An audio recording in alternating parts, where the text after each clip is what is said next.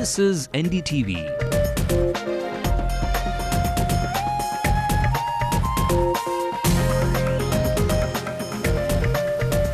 And you're watching NDTV Hindu.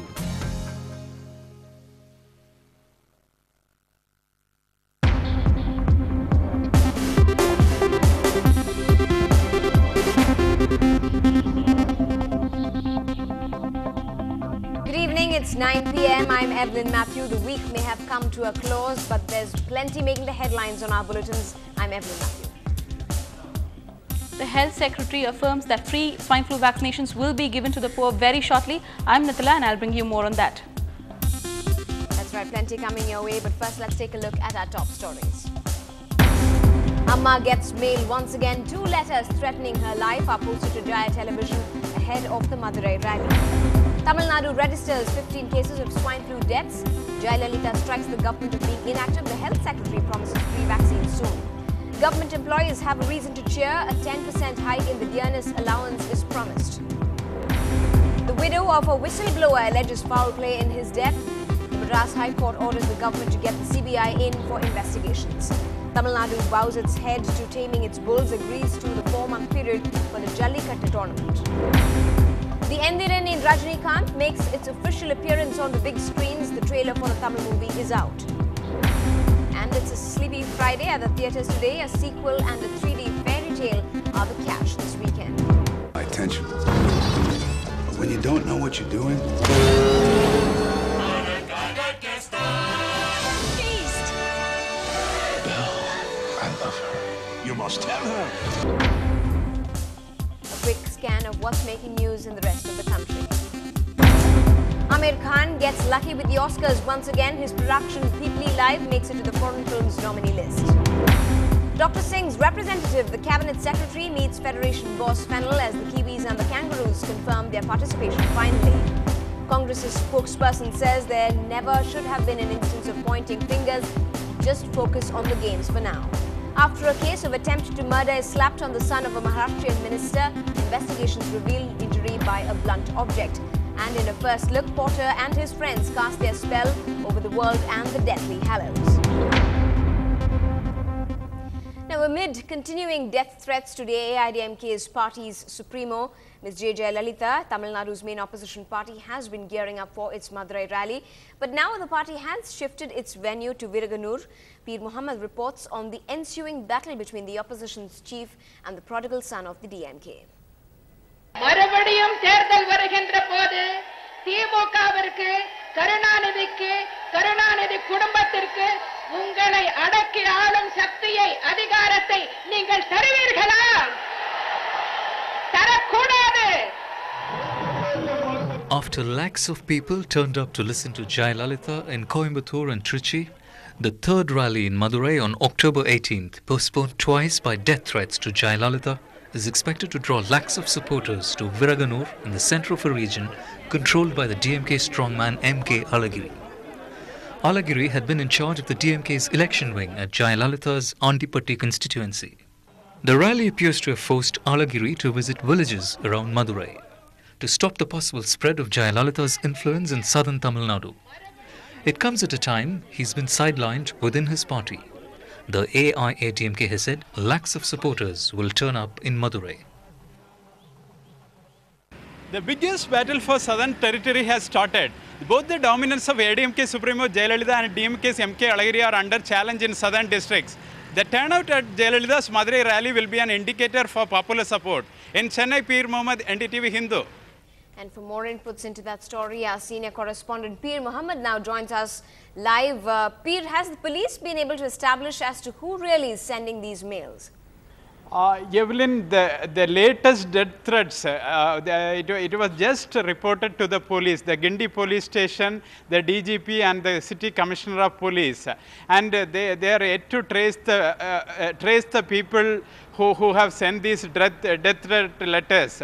And in earlier cases, on 5 occasions, the JRTV office has received death threat letters, and on those cases, there was no progress. That is the reason the ADMK has send the representation to the Prime Minister and the Home Minister to take up the case and transfer it to the CBI. Evelyn? Right, Peer, but Ms. Jayalalitha has been alleging the DMK's hand so far in these mails. Have they responded yet to this recent mail? The recent mails, they have mentioned that the same person, one YHPL from Madurai and 3 other persons from Tanjavur have written these 2 letters which are received at the JRTV office today. The message also in these letters seem to be the same. One is that if she comes to Madurai, she won't be able to return to Chennai. Another thing is that the JRTV office will be blown up with RDX device. These messages seems to be the same in all the 6 threat letters that they have received so far. The source of the letters is not investigated into according to the AIDMK. That is the reason they are upset with the police. Evelyn? All right, thanks very much indeed, Peer, for joining us with those inputs. Now, it's really a scare now. We are in the 4th week of September and the state of Tamil Nadu has already registered 15 swine flu cases. That's an alarming 2 deaths in 2 days. One of the latest casualties being a 55-year-old woman from the Viluppuram district who has succumbed to this disease. But fear lingers in the district as her husband too has been tested positive for H1N1 and is receiving treatment at the Jipma hospital in Pondicherry. But it was only yesterday that a 27-year-old woman died in Pondicherry from swine flu.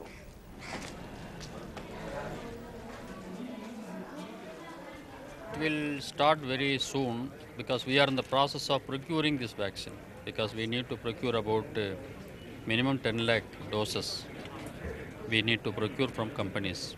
We have initiated action and as soon as we finalize it very shortly, we will be able to start the process. And health reporter Nithila now joins us live from our newsrooms for more on that. Nithila, during this whole anti-swine flu drive by the health ministry and the corporation, the free vaccination was something that was promised but it was not really delivered. What else has the health secretary really promised this time around? Evelyn, the free vaccine was promised by the health minister a couple of days ago, but the system has not been put into place yet. And in fact, today the government came under firing from the AIADMK for precisely the same thing. The AIADMK Supremo Jayalalitha alleged that the ruling DMK was not doing enough to control the spread of swine flu in the state. Her main point being that the free vaccines were not yet provided to these people. So replying to that, the health secretary today, as you see, has confirmed that this scheme will be put in place as soon as possible. The Tamil Nadu government has ordered for 10 lakh vaccines from the companies that are producing them. So once the procurement is done, the vaccination will begin. That's the news we are getting at this moment. The health secretary also took this opportunity to actually tell us that in this season, no deaths have been reported from government hospitals. Anybody who was brought to the government hospital was probably brought in the last stage or something of that sort. He says the main problem is very late diagnosis of swine flu, especially in private hospitals. And to make sure that this doesn't happen again and again, the Tamil Nadu Health Ministry has now launched a state online registry for swine flu, which means every swine flu case in the state now has to be registered online, and that information will be available to anybody who wants to access it. This is also to make sure that health officials can now ensure that people who suffer from swine flu are quarantined for the time that is required, also to ensure that proper medical treatment is offered to them, and if in case, if need be, they are transferred to government hospitals immediately. Right, thanks very much indeed, Nithila, for joining us with those details. With that drive in place, there should be a lower number of deaths now reported in the next few days as well. Now, if there is a right to know about what went wrong behind a whistleblower's death, then his widow is now rightly exercising that. The Madras High Court has ordered notices to the Tamil Nadu government on the death of a whistleblower in the Tuticorin district. Meanwhile, his wife has sought a probe by the CBI. Murugan, who was an employee of the Food Corporation of India, was found dead after he consumed poison in his office. Police say he had faced many charges in his own department and that it was a case of suicide. But his wife suspects foul play since he was in the process of exposing a scam in the FCI godown.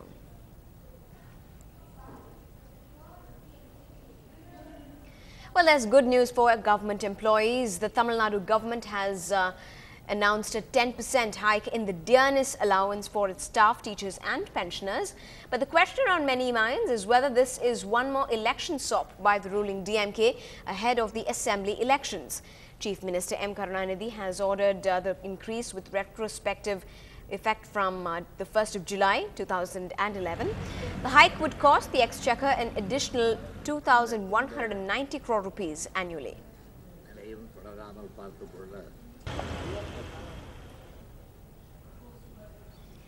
Now, the Rajni or the Endiran mania has already begun in the city. Today, in a bid to honor Rajnikant, a popular theatre in north of Chennai has decided to have a week-long Rajni Film Festival.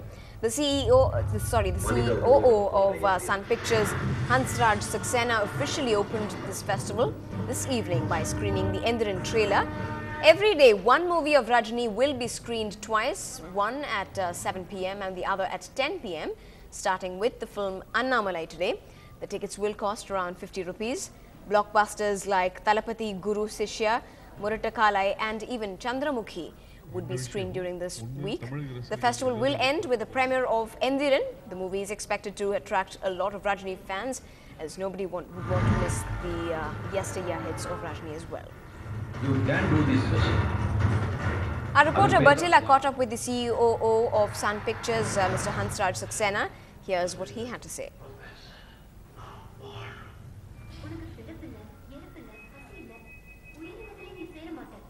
First and foremost, congratulations, sir. This is the biggest project that India has ever seen and the world has ever seen, I guess. So can you tell us, like, how many prints are you going to be releasing this movie starting from Chennai, sir? Chennai, we are anticipating about more than minimum 500 screens, and worldwide and all India, Andhra Pradesh, Karnataka, Kerala and Northern Territories, I'm anticipating minimum more than 2,000 prints. And what about the merchandise? Are you coming up with any special merchandise as robo merchandise? Because it's an international movie. Our partners have come out with t-shirts and Endiran caps and keychains and stuff like that. It'll come out in the market soon. Okay. And what about the prices for the first 3 days? Is it going to be the normal price or is it going Prices will be normal. Prices will be very normal. Normal pricing. It's just the myth that the prices are going to go up, but it's not that. It will be normal pricing. And one final question, there are reports about Chitty the Android coming to India for the promotion itself. So what about Yes, the Android raises its eyebrow, it walks, and it's like human, but it's not like a toy. Like you need technicians to operate it.